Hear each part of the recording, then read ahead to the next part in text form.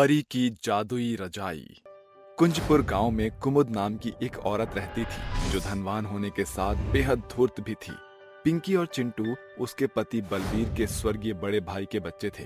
कुमुद के कारण उन बच्चों का जीवन बंधुआई में बीत रहा था। सर्दियां शिखर पर पहुंच चुकी थी। बावजूद इसके अनाथ बच्ची पिंकी एक पतले पुराने कपड़े में लिपटी हुई ठंड से थरथराते हुए बर्तनों का ढेर धोने मांजने में लगी थी। पानी तो बहुत ठंडा है, अब क्या करूं? पिंकी हाथ मलते हुए ऐसा सोच ही रही थी कि कुमुद वहां आकर कड़वे लहजे में बोलने लगती है। बेड़ा गर्ग हो तुझ नाशपिटी का। पिछले 15 मिनट में तुझसे 4 बर्तन नहीं धोए गए। चाची जी, आज बर्तन बहुत ज्यादा था, इसलिए उन्हें मांजने में कुछ मिनट ज्यादा लग गए। बर्तन मांजकर बुद्ध बनी खड़ी क्या है? अब उन्हें खंगालती क्यों नहीं? अब इसके लिए मुहूर्त निकलवाना पड़ेगा क्या? चाची जी, पानी बर्फ की तरह ठंडा है, क्या मैं थोड़ा सा पानी गर्म कर लूं? हाँ, क्यों नहीं मेरी लाडो रानी, बोलो तो तुम यतीम भाई बहन के लिए हीटर अंगीठी मंगवा देती हूँ। अरे एक तो दोनों सपोले भाई बहन अपने माँ बाप को निकल गए।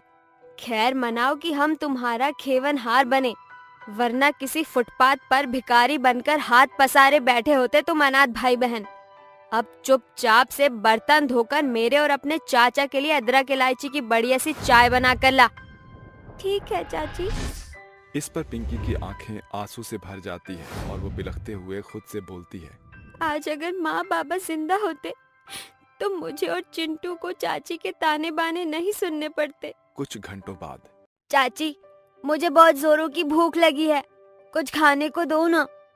बोलो भला, तुम दोनों भाई बहन के लिए तो बस पेट ही पहाड़ रहता है। जाओ, जाकर पहले बगीचा साफ करो, फिर मिलेगा खाना। चाची, बाहर बगीचे में कोहरा पड़ रहा है, सूरज भी बादलों के पीछे छिपा है, हम ठंड से थरथरा रहे हैं, हम पर थोड़ा तो तरस खाओ। सारा दिन काम करके आप हमें अपनी थाली का बचा कुचा झूठन खाने को देती हो, वो भी पेट भर नहीं। खुद मखमल की रजाई में सोती हो और हमें जमीन पर सुलाती हो। सारी रात हम ठिठुरते हुए जाड़े की कहर से कैसे काटते हैं तुम्हें क्या पता। ये सुनकर कुमुद ठंड से ठिठुरते हुए चिंटू को चाटा मारकर कहती है, जुबान लड़ाता है? तुम्हारे माँ बाप ने तुम्हें बड़ों की बड़ाई करना नहीं सिखाया? आज तुम दोनों को खाने को एक दाना नहीं दूंगी। आज तुम बाहर ही सर्दी की रात काटोगे। चलो निकलो।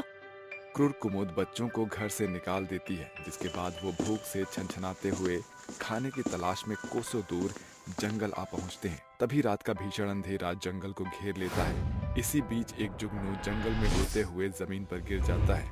चिंटू उसे अपने हाथ में उठाता है।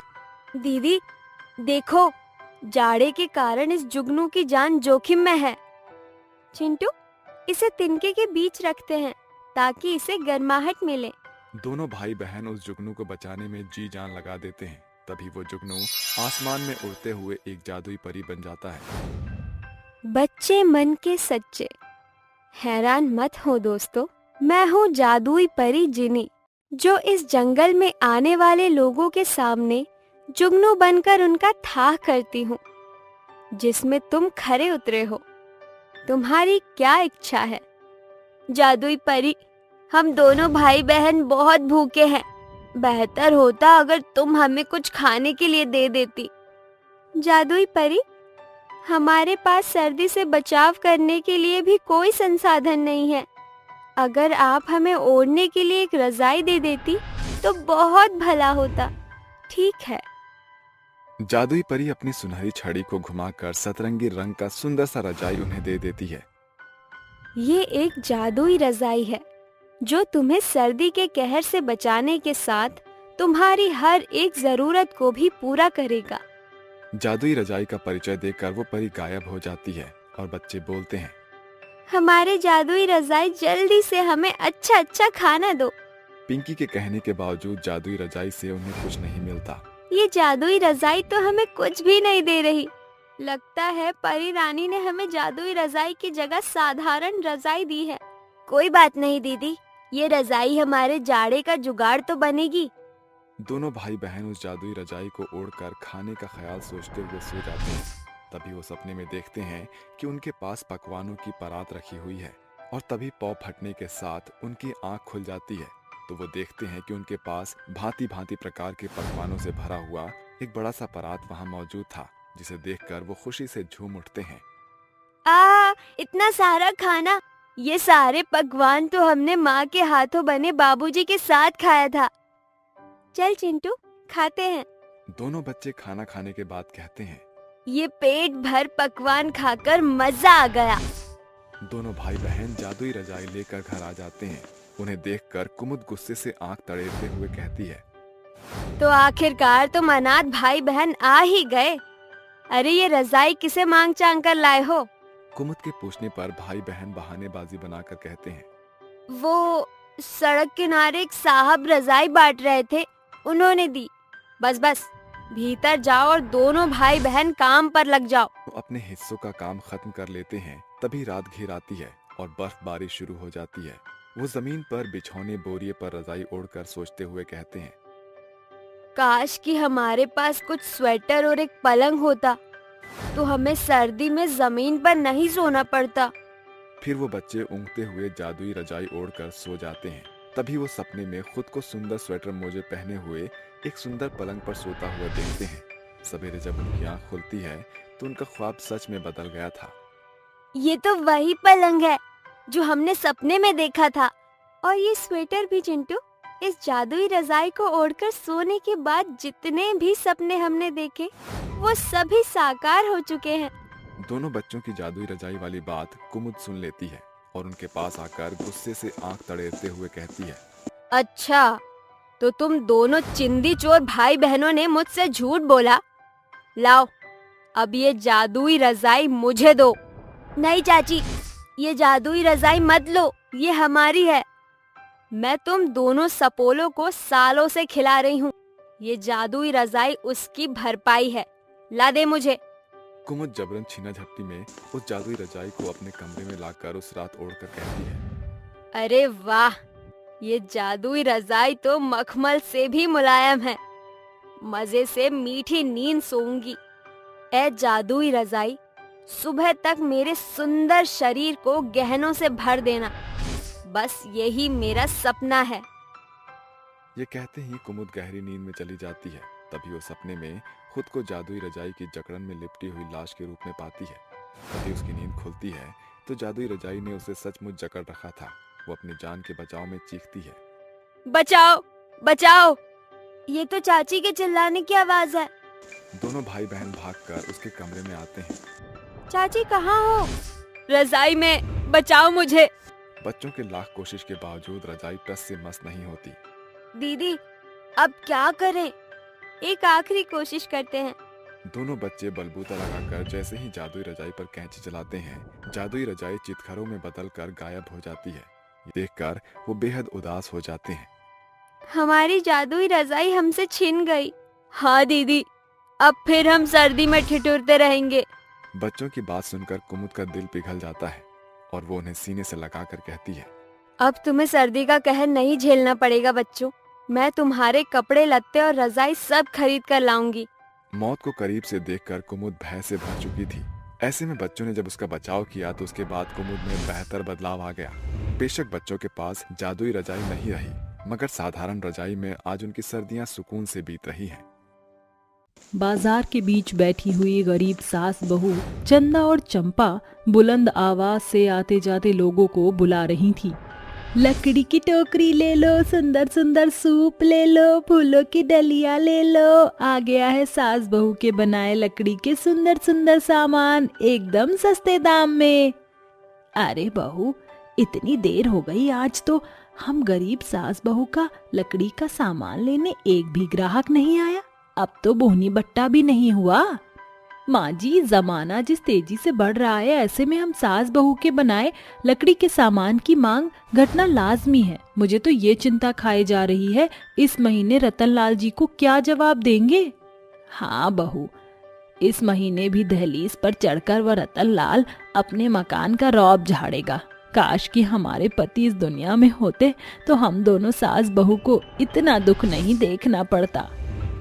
देखते ही देखते सांझ की बेला बीत जाती है। जिसके साथ जाड़े की हवा जोरों पर पहुंच जाती है। ठंड से ठिठुरती हुई गरीब सास बहू आस लगाए देर तक अपनी लकड़ी के सामान बिकने की बाट जोहती हुई हताश होकर घर आती हैं। चंदा की दोनों नन्ही बेटियां गुड़िया और मुनिया भागती हुई आकर उससे लिपट जाती है। माँ, आप आ गई? माँ, हमारी जलेबी कहाँ है? सवेरे आपने वादा किया था कि आप शाम को लेकर आओगी। मुनिया बेटी, आज एक आने की भी कमाई नहीं हुई। बिटिया, ऐसे में तेरी बदनसीब माँ जलेबियां कहाँ से मोल लाती। ऐसा कहते हुए चंदा की आंखों में आंसू उमड़ आते हैं। तभी मासूम सी मुनिया मन मार कर कहती है, माँ, अच्छा किया जो तुम जलेबियां नहीं लेकर आए। वैसे भी टीचर जी कहती है मीठा खाना हानिकारक होता है।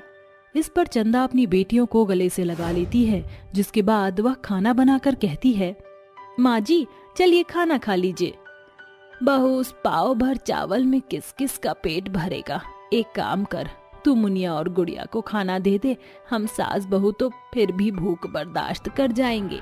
चंदा अपनी दोनों बेटियों को खाना खिला देती है और भूख से बिलबिलाती बेचारी गरीब सास बहू पानी पीकर ही पेट भरती हैं। पाँव फटने के साथ ही उनके घर का मकानदार रतनलाल दस्तक देता है और जोर शोर से किवाड़ पीटता हुआ कहता है, अरे ओ चंदा, चंपा, कहाँ छिपी बैठी हो दोनों सास बहू, बाहर निकलो।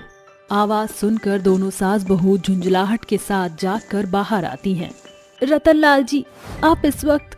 अरे तो क्या अब मैं तुम गरीब सास बहू से परमिशन लेकर यहाँ पधारूंगा? पिछले 2 महीने से घर का भाड़ा नहीं भरा है। अरे किराए के बोझ तले दबकर तुम सास बहू को नींद कैसे आती है? बस अब बहुत झेल लिया मैंने। तुम दोनों सास बहू आज के आज कोई दूजा ठिकाना ढूंढ लो। सांझ की बेला बीतने तक मुझे मेरा घर खाली चाहिए। अरे रतनलाल जी, थोड़ा तो रहम करो। हम बेसहारा बेवा सास बहू इन जाड़े में अपने नन्हे बच्चों को लेकर कहाँ जाएंगी? जहन्नुम में जाओ, मुझे इससे कोई लेना देना नहीं। उठाओ अपनी गठरी और पकड़ो दूजी डगरी। गरीब सास बहू रोते बिलखते घर से निकल जाती हैं। चलो बच्चों, इस गांव घर में हमारा दाना पानी उठ चला है।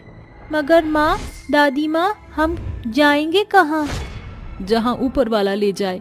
चंपा और चंदा दोनों बच्चियों का हाथ पकड़कर सर्दी की हवाओं में थरथराती हुई सड़क पर चलते हुए कोसों दूर एक जंगल में पहुंच जाती हैं, जहां लाबनून, देवदार, सागौन की लकड़ियों के लिए मशहूर लंबे ऊंचे पेड़ तने खड़े थे। दादी माँ, मुझे ठंड लग रही है और भूख भी। बहू, अब क्या करें? दोनों बच्ची भूख से मचल रही हैं और हमारे पास इन्हें खिलाने को कुछ नहीं है। तू किस सोच में डूबी है बहू? माँ जी, ईश्वर का खेल तो देखिए। हम सास बहू बरसों से जिन लकड़ियों का साज सामान बनाकर बाजार में बेचती आई हैं, आज हमारे कदम उसी के बीचों बीच खड़े हैं। हमारे पास खाने को ना एक दाना है, न पास में पैसा। अब ये देवदार और लबानून की लकड़ियां ही हम सास बहू की डूबती डगर का बांध बनेगा। मगर कैसे? माँ जी, जब हम सास बहू लकड़ियों की टोकरी, सूप जैसा साज सामान बेच सकते हैं तो लकड़ियों का घर क्यों नहीं? बहू, लकड़ी का घर बनाना कोई कठपुतली का खेल नहीं। उसे बनाने में समय लगेगा। इस बीच हम और हमारे बच्चे जाड़े से जूझते रहेंगे। नहीं माँ जी, तब तक हम उस घास फूस के टूटे फूटे मड़ई में रहेंगे। और घर छोड़ते समय मैंने बची खुची रोटियां बांध ली थी, और हंसिया, खुरपा और ये इक्के दुक्के बर्तन भी, क्योंकि ये हमारे काम जरूर आएगा। इस पर चंदा वह रोटी अपनी दोनों बेटियों को खिला देती है और पेड़ से सटकर वह सो जाते हैं। पाँव फटने के साथ दोनों सास बहू आंख मलते हुए जाग जाती हैं। बहू, दोनों सास बहू को सवेरे से ही काम शुरू करना होगा। चलिए माँ जी, सबसे पहले हमें बहुतायत मात्रा में लकड़ियाँ काटना होगा। 2 दिन की भूखी प्यासी गरीब सास बहू अपनी भूख को भूलकर लकड़ी का घर बनाने में जुट जाती हैं। चंपा और चंदा लकड़ियां काटने लगती हैं और वहीं चंदा की दोनों बेटियां जंगल के बड़े भूभाग को साफ करने लगती हैं। देखते ही देखते दोपहर हो जाती है। तभी थकी मांदी गरीब सास बहू गहरी सांस भरकर कहती हैं, माँ जी, हमने बिना रुके थके आज ही हमारे लकड़ी के घर की नींव धरनी है। हाँ हाँ, चल बहू, होते हैं शुरू। फिर सास बहू दोबारा से फेटा बांधकर जमीन में गड्ढा खोदकर मजबूत और टिकाऊ लकड़ियों की डंडियों से 4 आवरण तैयार कर लेती हैं। तभी उसकी बेटी बोलती है, हम दोनों बहनों को भूख लगी है, कुछ खाने को दे दो। अरे बहू, अब इन्हें क्या खिलाएंगे, क्योंकि अब तो रोटियां भी नहीं बची। चंदा जंगल में तने खड़े लकड़ियों के पेड़ के बीचों बीच खड़े बांस के पेड़ पर जाती है, जिसे देखकर वह कहती है, फिक्र मत कीजिए माँ जी, अब बचा खुचा काम कल होगा, बस मेरे साथ ईंट ढूंढिए। माँ, ये देखो मुझे एक ईंट मिला है। माँ, मैंने भी एक ईंट खोजा। ये ले बहू, 2 और ईंट, मगर तू करेगी क्या, बता तो। माँ जी, बताऊंगी नहीं, दिखाऊंगी। चंदा अपने दिमाग की दावेदारी से ईंटों के आवरण से एक चूल्हा बनाती है और कच्चे कोमल बांस को बारीकी से काटकर अपने गठरी में रखे बर्तन और मसाले को निकालकर बम्बू कड़ी बनाती है, जो कुछ ही देर में बनकर तैयार हो जाता है। माँ जी, मुनिया, गुड़िया, सभी आ जाइए, खाना तैयार है। अरे बहू, तू बौरा गई है क्या? हमारे इतने बुरे दिन आ गए हैं कि हम इस बेस्वाद बांस को खाकर काम चलाना पड़े। माँ जी, एक बार मेरे लिए चक्कर तो देखिए। जैसे ही चंपा बम्बू कड़ी खाती है, वह अपनी बहू की बड़ाई करने लगती है। सचमुच बहू, ये बम्बू कड़ी स्वाद में बड़ी बेमिसाल है, इसके आगे तो बेसन की बनी कड़ी भी फेल हो गई है। हाँ माँ, सचमुच ये कड़ी बेहद स्वादिष्ट है। इसके बाद वह सभी सो जाते हैं और सबेर के सूरज की लालिमा के साथ दोनों सास बहू लकड़ी के घर की छत बनाने के लिए जुट जाती हैं। तभी गुड़िया और मुनिया बोलती हैं, आप दोनों ये घास फूस और लकड़ियों के फट्टे क्यों बना रही हैं? ताकि हमारे लकड़ी के घर की छत बन सके मेरी प्यारी पोतियों। तो फिर हम दोनों बहनें भी आपका हाथ बटाएंगी। अब सास बहू के संग दोनों बच्ची भी उनकी मदद करती हैं और 4 दिनों के चक्र में सास बहू का लकड़ी का घर लगभग आधा तैयार हो जाता है, जिसके बाद वह लकड़ी के घर का दरवाजा झरोखे भी तैयार करती हैं। सप्ताह भर के बड़े संघर्ष के साथ सास बहू की मेहनत रंग ले आती है। उनका लकड़ी का घर पूरे जंगल में जुगनू के जैसे जगमगा उठता है। देखिए माँ जी, हम गरीब सास बहू ने कितना लुभावना लकड़ी का घर बनाया है।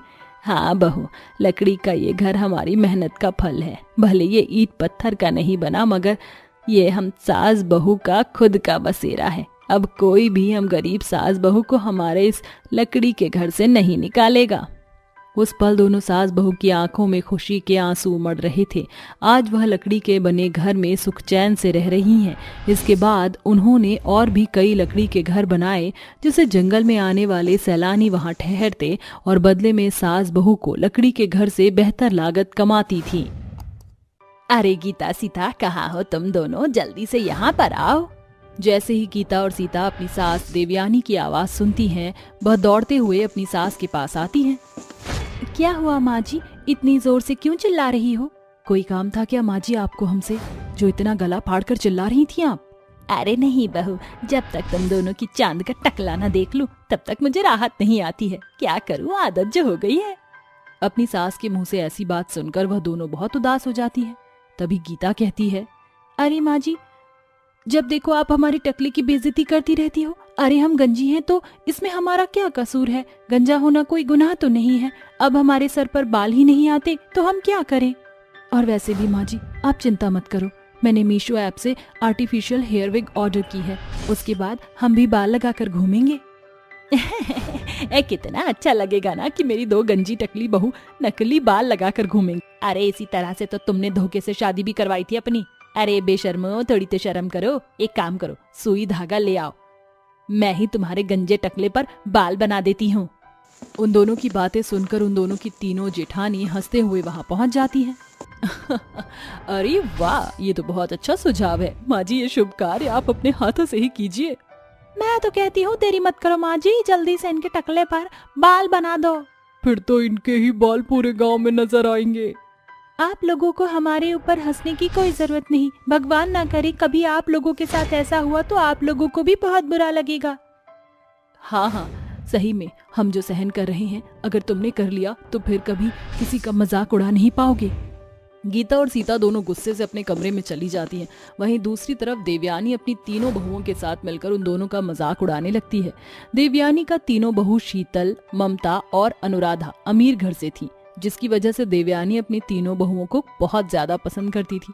वहीं दूसरी तरफ उनके काले, लंबे और घने बाल थे। एक दिन सभी लोग खाने की टेबल पर खाना खा रहे होते हैं। देवयानी जैसे ही पहला निवाला तोड़कर खाती है, उसकी थाली में एक बहुत बड़ा बाल नजर आता है। हे भगवान, ये सब क्या है? अरे तुम तीनों अपने बालों को जरा संभाल कर रखा करो। देखो हमारे खाने में कितना बड़ा बाल निकला है। ये तो होना ही था। हमें गंजा कहते हो, खुद के बाल देखो खाने तक पहुंच गए हैं। अरे ये तो बहुत अच्छी बात है कि हम दोनों के सर पर बाल नहीं है, नहीं तो हमारे सर के बाल भी खाने में नजर आते। तुम दोनों अपनी जुबान को कंट्रोल में रखो। वैसे भी तुम दोनों हमारे लंबे बालों से कितना जलती हो, हमें बहुत अच्छे से पता है। अब हमारे इतने मोटे घने लंबे बाल हैं तो इसमें हम क्या कर सकते हैं? अगर इतनी ही दिक्कत है तो माँ जी अपनी इन दोनों टकली और गंजी बहुओं से ही खाना बनवा लिया करो। हाँ हाँ, कम से कम हमारी कुकिंग में तुम नुक्स तो नहीं निकालोगी। ऐसा कहकर वह गुस्से से खाने की टेबल से चली जाती हैं, जिसके बाद गीता और सीता रोने लगती हैं। अरे जब मैं बोल रही थी कि तुम दोनों को बीच में टांग घुसाने की क्या जरूरत थी, देखा मेरी तीनों बहू नाराज होकर चली गई। कल से तुम दोनों ही खाना बनाया करोगी। लेकिन माँ जी। बस अब मुझे और कुछ नहीं सुनना। मैंने कह दिया सो कह दिया। देवयानी खाना छोड़कर चली जाती है और वह दोनों खाने की टेबल से बर्तन उठाकर रसोई में ले जाती हैं। आखिर हमारे साथ ही ऐसा क्यों होता है? अगर हमारे सर पर बाल नहीं है तो इसमें हमारी क्या गलती है? जब देखो माँ जी हमें उनके सामने नीचा दिखाती रहती हैं। ऐसा कब तक चलता रहेगा?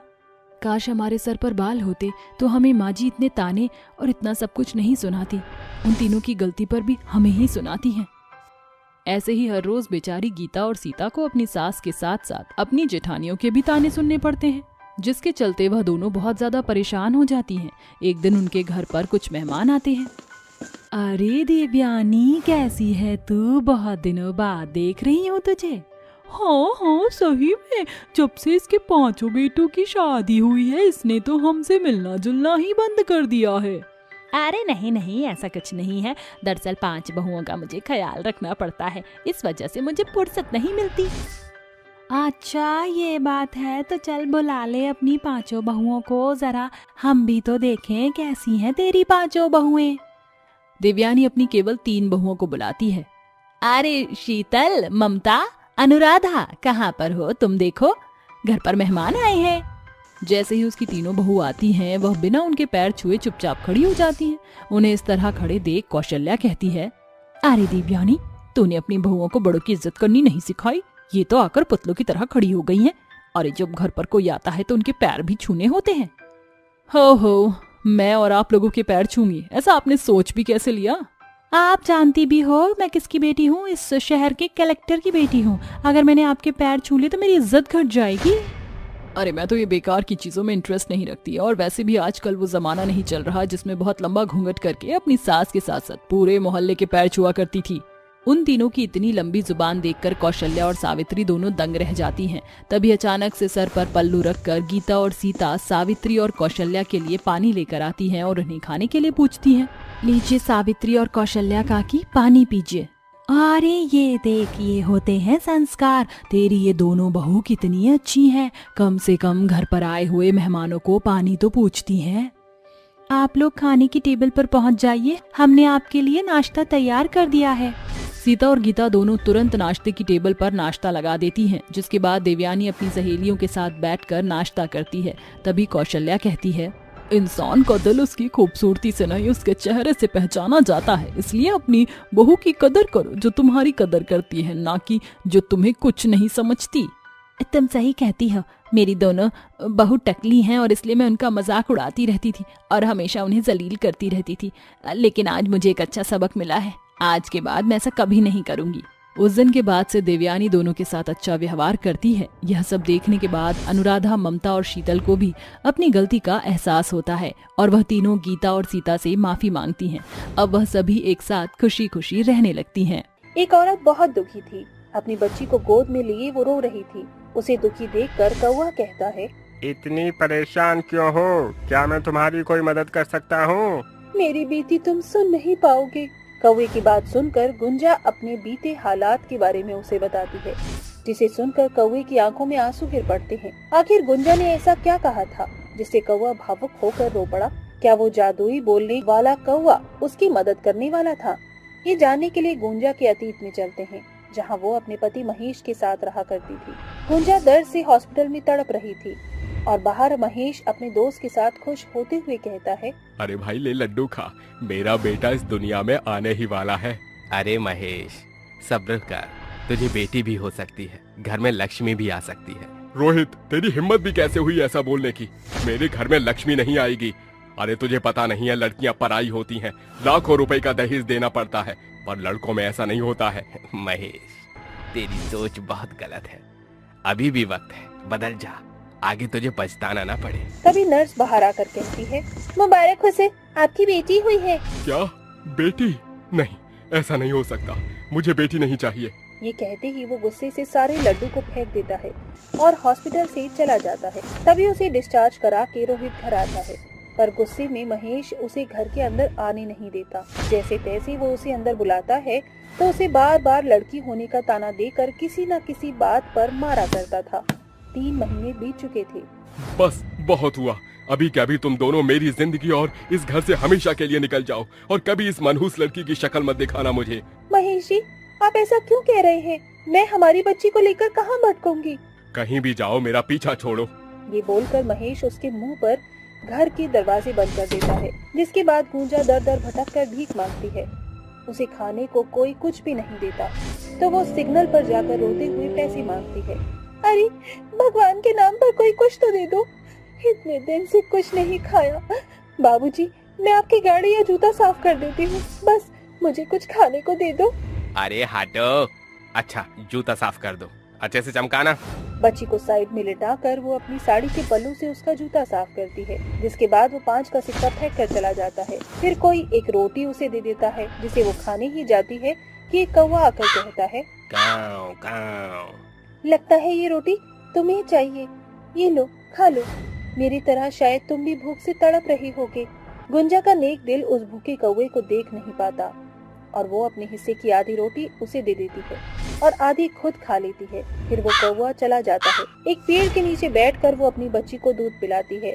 शाम को उसे भूख लगती है तो उस सिक्के से एक बिस्कुट का पैकेट लाती है। तभी वही कौवा फिर वहाँ आ जाता है। अरे काऊ काऊ। तुम तो वही कौवे हो जिसे सुबह मैंने रोटी दी थी, लगता है तुम्हें बिस्कुट खाना है, लो खा लो। गुंजा उस पैकेट से 2 बिस्कुट निकाल कर खुद खाती है, एक अपनी बेटी के हाथ में दे देती है, बाकी सारे बिस्कुट उस कौवे को खिला देती है। गुंजा को जो भी भीख में मिलता था तभी वो कौवा उसके पास आया करता था और उसमें से आधे से ज्यादा कौवे को खिलाया करती थी वो। एक दिन गुंजा अपनी स्थिति देखकर रो पड़ी। क्यों भगवान जी, आपने मेरी छोटी सी बच्ची को ऐसी स्थिति में क्यों डाला? मैं उसका कैसे ख्याल रखूंगी? पूरी जिंदगी भीख मांगकर मैं अपनी बच्ची का गुजारा नहीं कर सकती, कुछ तो मदद करो। महेश ने मेरे साथ ठीक नहीं किया। तुम इतना रो क्यों रही हो? जब तुम मेरे जैसे भूखे कौवे की मदद कर सकती हो तो खुद इतनी दुखी क्यों हो? तुम बोल कैसे पाए? क्योंकि पहले मैं अपने गुरुजी के साथ रहता था, उन्होंने मुझे शक्ति दी जिससे मैं बोल पाता हूँ। पहले वो मुझे खाना दिया करते थे, पर जब उनका देहांत हुआ तो मैं बेसहारा अनाथ हो गया और तुम्हारे पास रोज रोज आकर खाने लगा। पर अब मैं तुम्हारी सहायता करना चाहता हूँ। कौवे की ये बात सुनते ही गुंजा उसे अपनी बात बताती है। तभी वो कौवा रो पड़ता है। हे बहन, मेरे जैसे भूखे को तुमने खाना खिलाया है, मैं तुम्हारा कर्ज उतारना चाहता हूँ। तुम्हें अपने बच्चे के भविष्य की चिंता है ना, और तुमने ठीक से खाना भी नहीं खाया, लेकिन अब तुम किसी भी चीज की चिंता मत करो। ये कहते ही उस कौवे की आंखों से नीली बॉल जैसा जादू निकलता है, जिससे उसके सामने बहुत सारा खाना और पैसों की गड्डी प्रकट हो जाती है और वो कहता है, अब से तुम्हें जो भी चाहिए होगा मुझे बता देना, मैं तुम्हारे लिए सब लाऊंगा। अब इसे खाओ। ये सुनते ही गुंजा खाना खा लेती है, फिर अपनी बच्ची को दूध पिला देती है। कौवे के दिए पैसे से गुंजा एक नया घर खरीद लेती है, जहाँ उसके साथ कौवा भी आ जाता है और कहता है, अरे नए घर में फटे पुराने कपड़ों का क्या काम? ये कहते ही कौवे की आंखों से फेंकती जादू निकलता है, जिससे गुंजा और अनन्या के कपड़े नए हो जाते हैं। हे प्यारे कौवे, तुमने एक भाई की तरह मेरी मदद की और मुझे बेकारन से इस घर की मालकिन बना दिया, मेरी जिंदगी बना दी। उन सब के लिए बहुत बहुत शुक्रिया। अरे मैं तुमसे दूर थोड़े जा रहा हूँ, तुम्हारे साथ यहीं रहूंगा, रोज मुझे खाना खिलाना। ऐसे ही 5 साल बीत जाते हैं। गुंजा के अच्छे दिन आ जाते हैं। अब वो खुशी खुशी अपनी बच्ची और उसके कौवे के साथ अपनी जिंदगी व्यतीत कर रही थी। अनन्या प्राइवेट स्कूल भी जाया करती थी। वहीं दूसरी तरफ महेश को अपने किए की सजा मिल चुकी थी। सट्टा लगाकर घर बर्बाद कर देता है वो। उसका कारोबार भी हथिया लिया जाता है और वो दर दर भटक रहा होता है। तभी गुंजा को 5 साल की लड़की के साथ जाते हुए वो देखता है और कहता है, ये तो मेरी गुंजा लग रही है। अरे इतने अच्छे कपड़ों में और ये छोटी सी लड़की। गुंजा से माफी मांगता हूँ, वो मुझे माफ कर देगी। बताऊंगा उसे मैं, उसके जाते ही मेरी जिंदगी कितनी नरक हो गई। तभी महेश उसके सामने आकर गिड़गिड़ाने लगता है तो अनन्या कहती है, माँ ये अंकल कौन है जो रो रही है इतना? बेटा ये तुम्हारे पापा हैं। देखो मेरे सामने से हट जाओ। आपने तो मुझे और मेरी बच्ची को भीख मांगने के लिए छोड़ दिया था। आज जब सब कुछ ठीक है मेरी जिंदगी में तो आप क्यों आए हो? गुंजा, गुंजा मुझे माफ कर दो। तुम्हारे आगे हाथ जोड़कर विनती करता हूँ। मैं बर्बाद हो गया हूँ। मेरे पास अब कुछ भी नहीं है। मैं तुम्हें और अपनी बच्ची को छोड़कर बहुत पछता रहा हूँ। मुझे माफ कर दो। मैं सुधर गया हूँ। प्लीज मुझे अपनी जिंदगी में शामिल कर दो। महेश की इस हरकत से आसपास भीड़ जमा हो जाती है और गुंजा नरम दिल की अपने पति को ऐसी हालत में कैसे देख सकती थी, तो महेश को माफ कर वो उसे अपने घर ले आई। तभी वो कौवा गुंजा से कहता है, बहन ये कौन है? ये मेरे पति हैं। इन्हें अपनी गलती का पछतावा है, इसीलिए मैं इन्हें यहाँ ले आई। मैं समझ सकता हूँ। प्यारे कौवे, क्या तुम इनका कारोबार शुरू करवाने में थोड़ी पैसों की मदद कर सकते हो? तुम्हारा अन्न खाया है, कर्ज तो उतारना ही होगा बहन। जरूर करूँगा। ये कहते ही कौवा अपनी जादुई आँखों से पैसे दे देता है, जिससे महेश अपना कारोबार शुरू करता है और बेटी के साथ खेला भी करता है और जादुई कौवे के साथ सब खुशी खुशी रहने लगते हैं। जादूगर के जादू को देखने के लिए हॉल में बैठे लोग जादूगर के कारनामों के शुरू होने का इंतजार कर रहे थे कि तभी मंच से पर्दा उठता है और जादूगर उनके सामने पेश होकर कहता है, मेहरबान कदरदान, इंतजार समाप्त हुआ। मैं हूँ जादूगर अजूबा। यह है मेरी महबूबा। अब आप सोच रहे होंगे कि एक तोता महबूबा कैसे हो सकती है, पर जादूगर के लिए तोते की हुस्न को परी में बदलते देर नहीं लगती। इतना बोलकर जादूगर जादू का इस्तेमाल करके उस तोते को एक खूबसूरत लड़की में बदल देता है। तभी अचानक एक काला भद्दा साया उस लड़की में घुस जाता है और वो कहती है, साहिबान कदरदान कमीनों का खानदान, ये है पीकदान, इसमें करी थूकदान। ऐसा सुनकर वहाँ बैठे सभी दर्शक हंसने लगते हैं। तभी जादूगर अजूबा कहता है, अरे ये क्या बोल रही हो? तुम दर्शकों के जूते पड़वाओगी क्या? मैं जादूगर अजूबा हूँ। जादूगर के बोलते ही वो एक भयानक चुड़ैल में बदल कर कहती है, तू जादूगर अजूबा नहीं, सिर्फ झूठा है। मैं इस दुनिया से हर एक जादूगर का नामो निशान मिटा दूंगी। मंच पर इतनी भयानक चुड़ैल को देखकर चारों तरफ अफरा तफरी मच जाती है और लोग एक दूसरे को कुचलते हुए वहां से भागने लगते हैं। चुड़ैल जादूगर की गर्दन दबोचते हुए कहती है, अरे तुम मुझे मारना क्यों चाहते हो? क्योंकि मुझे जादूगर को मारने में बड़ा मजा आता है। इतना बोलकर चुड़ैल जादूगर को अपने वार से अधमरा करके जादूगर समेत हॉल को अपनी आंखों के भड़कते आग से जलाकर वहां से निकल जाती है और कहती है, वाह, आज इस धरती से मैंने फिर एक और खोखले जादूगर का बोझ कम कर दिया। खूंखार चुड़ैल आसमान में उड़ती हुई एक जंगल में जा रुकती है और कहती है, अगला नंबर किस जादूगर का है? जिसका भी हो कल देखूंगी। भयानक चुड़ैल जंगल के पेड़ों को छूकर अपने होठ सुगबुगाकर उन्हें पल भर में मुरझा देती है और पल भर में वापस हरा भरा कर देती है। और रात भर ऐसा करतब करने के बाद वो कहती है, इसे कहते हैं जादूगर का जादू और हाथों का कमाल। वक्त के साथ काली भयानक रात सुबह में बदल जाती है। चुड़ैल इंसानी वेश धरकर जंगल से बाहर निकलकर चल पड़ती है। तभी वो रास्ते के चारों ओर लोगों की भीड़ देखकर कहती है, समझ गई, यहाँ भी कोई जादूगर ही अपना अदब आजमा रहा है। अब मुझे सुबह सवेरे ही उसके खून से अपने हाथ रंगने पड़ेंगे। चुड़ैल लोगों की भीड़ को चीरते हुए जादूगर के पास आकर खड़ी हो जाती है और गाते हुए कहती है, जादूगर का जादू हाथों का कमाल है, करते हो तुम कैसे, सबका ये सवाल है। दर्शकगण देखिए, अब मैं इस लड़की को मुर्गी में बदल कर दिखाता हूँ। दिल थाम कर रहना। जादूगर लड़की पर अपना जादू चलाने लगता है। तभी चुड़ैल अपने असली रूप में आकर अपनी शक्ति के जादू से आसमान को काली घनी घटाओं में बदलकर तेज तूफानी बवंडर ले आती है और कहती है, क्या हुआ? जादूगर का जादू फेल हो गया। कोई बात नहीं, अब देख मैं तुझे मौत का जादू दिखाती हूँ। हे भगवान, ये लड़की चुड़ैल कैसे बन गई? क्योंकि मैं चुड़ैल ही हूँ। इतना कहकर वो चुड़ैल अपने शक्तिशाली जादू के प्रयोग से मौसम पर कब्जा करके दिन को काली रात में बदल देती है और देखते ही देखते चुड़ैल 10 मंजिला इमारत जितनी बड़ी और लंबी हो जाती है। ये देखकर जादूगर कहता है, ये चुड़ैल तो पक्की जादूगरनी प्रतीत हो रही है। लगता है इसने जादू विद्या में महारत हासिल की है, तभी इतनी निपुण है। अब मैं तुझे प्रलोक पहुंचा दूंगी। फिर तो भूत या जादू नगरी से अगली बार अच्छे से करतब करना सीख कर आई हो। नहीं, मुझे मत मारो, नहीं। चुड़ैल उस जादूगर की एक नहीं सुनती और उसको मौत के घाट उतारकर हवा में गायब हो जाती है, जिसके साथ चुड़ैल के जादू का असर भी टूट जाता है। ऐसे ही चुड़ैल और भी कई जादूगरों को मौत के घाट उतारकर खुश हुआ करती।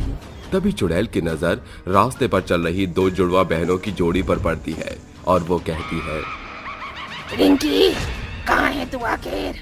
अरे मैं भी कैसी लफुंजर चुड़ैल हूँ, मैं अपनी जादू शक्ति से रिंकी का पता लगा सकती हूँ।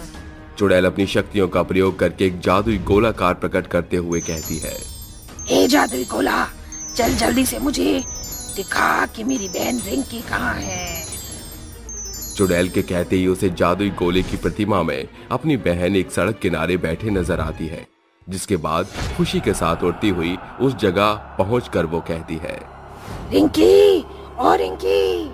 कौन है यहाँ? चिंकी, ये तू है क्या? चुड़ैल उसके सामने प्रकट हो जाती है। ये देखकर रिंकी की आंखों में आंसुओं का समंदर उमड़ आता है और वो कहती है, मुझे पता था कि तू मेरे पास जरूर आएगी, चल मेरे साथ। इतना कहते ही रिंकी चुड़ैल को पास के एक पुलिस स्टेशन के अंदर ले आती है और कहती है, इंस्पेक्टर साहब उठिए, आपको मेरी बात का विश्वास नहीं था ना? आज मैं सबूत के साथ आई हूँ। इंस्पेक्टर आंखें मलते हुए उठ खड़ा होता है। जैसे उसकी नजर खौफनाक चुड़ैल पर पड़ती है, वो हकलाती जुबान से बोल पड़ता है, अरे अरे सबूत नहीं, बहुत कहते हैं। इंस्पेक्टर खबरदार, जो मेरे जेंडर के साथ खिलवाड़ किया, भूत नहीं चुड़ैल हूँ मैं। ज्यादा चू चपड़ की ना तो मैं इस 2.5 मीटर खाकी वर्दी को 5 मीटर के सफेद कपड़े में बदल डालूंगी। चिंकी, वो ढोंगी जादूगर यहीं पर है, इसी शहर में। चल हमारे साथ, उस ढोंगी जादूगर की सद से पर्दा उठाने का समय आ गया है। तीनों एक साथ जादूगर के आशियाने पर पहुंचते हैं और चुड़ैल कहती है, कैसा है जुम्बा का बुम्बा? तू कैसे? तू तो मर गई थी। सिर्फ तेरे कारण तूने हमारे हंसते खेलते आशियाने में आग लगा दी। याद कर वो दिन जब कैसे तू खोखला छलावा करके हमें यहाँ लाया था। चुड़ैल अपने पुराने दिनों की दास्तान बयान करने लगती है। रिंकी चिंकी नाम की 2 जुड़वा बहन शीतलपुर गांव में अपनी मां लाजवंती के साथ रहती थी।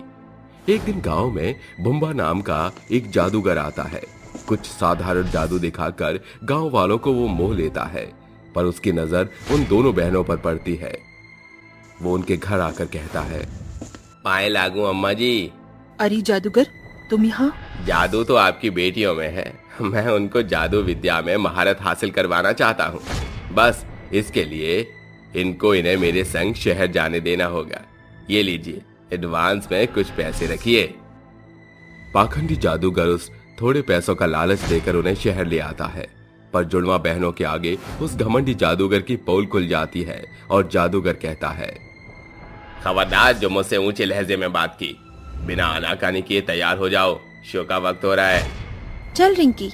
मंच पर आकर जादूगर लोगों को आग का करतब दिखाते हुए कहता है, दोस्तों, आज मैं एक अनोखा करतब दिखाने वाला हूँ। इस लड़की को आग में झुलसाऊंगा और फिर इसे अगले ही पल ठीक भी करूंगा। घमंडी जादूगर का ये जादू बहुत खतरनाक साबित होता है। चिंकी आग की लपटों में पूरी तरह जल जाती है और मरते वक्त कहती है, काश कि मैं खुद एक जादूगर होती तो आज अपनी जान बचा पाती। ये बोलकर वो दम तोड़ देती है, पर मरते वक्त जाहिर की हुई अंतिम इच्छा भगवान को पूरी करनी पड़ती है और वो एक जादूगर चुड़ैल बन जाती है। बहन की हुई मौत की वजह से रिंकी इंसाफ के लिए कई पुलिस स्टेशन का दरवाजा खटखटाती है, पर घमंडी जादूगर साफ मुकर जाता है या पैसों के बलबूते पर उनका मुंह बंद करवा देता है। मैं तुम दोनों बहनों को अपनी जादूगर की धंधा चौपट नहीं करने दूंगा। पुलिस छुपकर ये सब कुछ सुन रही थी, पर वो भी डरकर बाहर नहीं निकला और क्रूर जादूगर रिंकी पर वार करके उसे भी मार देता है। अब दोनों बहनें चुड़ैल बनकर एक साथ उस पर बेतहाशा वार करती हैं और कहती हैं, ज्यादा एक्शन मत कर, क्योंकि तू कोई माइकल जैक्सन नहीं। आज तुझे हम तेरे कौड़ी भर के जादू के साथ इस लोक से नरक लोक का सफर तय कराते हैं। आजा। ये क्या हो रहा है? मेरा जादू इन पर काम क्यों नहीं कर रहा? बचाओ बचाओ कोई मुझे। तुझे कोई भी नहीं बचाएगा। दोनों चुड़ैल एक साथ उस पर भयानक वार करते हुए उसे मार देती हैं और हमेशा के लिए गायब हो जाती हैं।